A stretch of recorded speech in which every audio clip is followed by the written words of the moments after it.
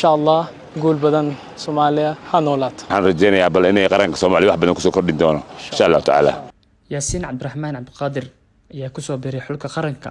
waxaana safarkiisa ku welisay hooyadiisa Sahra Idli Yabrow waxaana laacibkan uu ku dhashay dalka Norway isagoo kamid ah xidigaha lagu yeeray waajibaadka qaranka Bashir Salaad Barre Bashir Dheere oo ka tirsan guddiga fulinta xiriirka Soomaaliya kubadda cagta kana mid ah wafdiga xulka qaranka ayaa magaalada Addis Ababa ku soo dhaweeyay laacib Yaasiin Cabdiraxmaan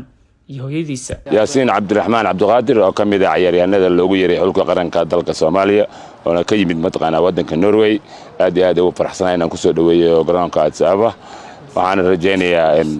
in asaga iyo hooyo helisa oo Sahra la socota insha Allah taala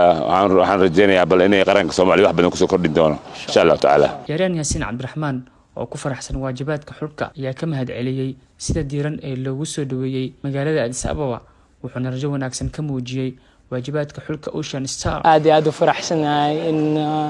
xulka qaranka Soomaaliya ka qayb galo hooyo hadda leeyahay insha Allah sideed saac wax ku jirnay airplane-ka hadda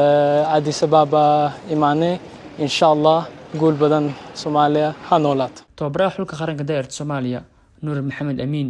ayaa si diiran hotelka ay ka degan yihiin xidigaha xulka daa'irta ku soo dhaweeyay laacib Yaasiin iyo hooyadiisa isagoo ku wareejiyay dareeska xulka qaranka Soomaaliya si kastaba ciyaarahan Yaasiin ayaa kamid ah xidigaha xulka daa'irta ee kaga soo biiray dalka dibadiisa laga sugayaa in ay la yimaadaan bandhig sare maadaama qaranka uu ka qayb galayo markii ugu horeysay ka qaybgalka koobka qaaradda Afrika ee 12 jirada ee ku qabsoomaya dalka Algeria